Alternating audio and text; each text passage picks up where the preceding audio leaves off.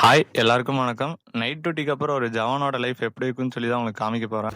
எனக்கு இந்த யூனிஃபார்ம் மேலே பார்த்தீங்கன்னா ரொம்ப பெரிய ரெஸ்பெக்ட் இருக்குது. அதனால நானே நீ எப்போவுமே டிசிப்ளினாக வச்சுப்பேன்.